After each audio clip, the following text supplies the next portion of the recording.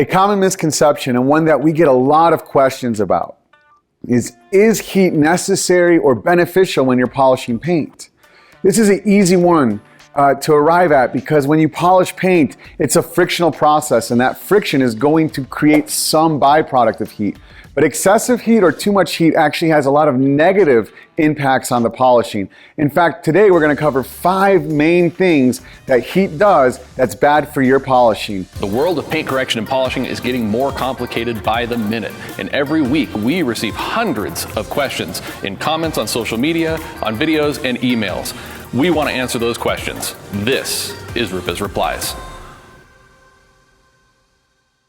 Number 1. Too much heat is going to cause your polishing compound to dry out too quickly. This is going to cause it to dust away. You're going to lose all your abrasive control, and you might not be able to get out all your paint defects. So it actually has the opposite effect. Number 2, too much heat is going to cause your foam pad to soften too much. It loses its lateral stability, and it's no longer transferring all that action from the polisher to the paint. So now you're losing cut, you end up pushing hotter, the heat goes up, the foam gets softer, and you end up in a spiral that's going to lead to number 3. Too much heat is going to wear your pads out faster and your backing plate. That heat's softening the foam, it's breaking apart the foam, but it's also causing that adhesive that sticks the Velcro to the foam pad to soften and delaminate. The same thing's happening on your backing plate. That hook and loop material is going to soften and delaminate, or it can relax its grip, and now your pads no longer stick to the backing plate. So too much heat has a real negative impact on that interface. Number 4, even low levels of heat, 180 degrees Fahrenheit, sustained due to friction, can cause paint to become unstable and lose its integrity.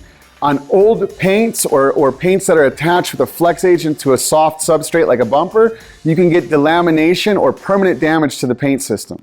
Number 5, and really one that I wish we would talk about a lot more, is paint swelling or heat expansion. Like anything that we know about in this universe, if something gets warm, it expands. The problem is, imagine a balloon. The balloon is your paint. It's got wrinkles, it's deflated. We fill it up with air. What happens? As it expands, the surface becomes smooth. That's the same thing that happens with your scratches. The paint expands, it becomes smooth, it looks perfect until it cools off. And then the wrinkles return, or in our case, the scratches return, and now we're back to ground zero. We've got to start over. We've got to figure out a better solution. So those are 5 reasons. 5 reasons why we want to avoid excessive heat when we're polishing paint. Hopefully after watching this video, you're going to take the steps necessary to avoid putting too much heat into your paint. And if you found this video helpful, give us a thumbs up, subscribe to our channel, or leave a comment below and ask us a question. Who knows, the question you ask might be the subject of the next RUPES Replies.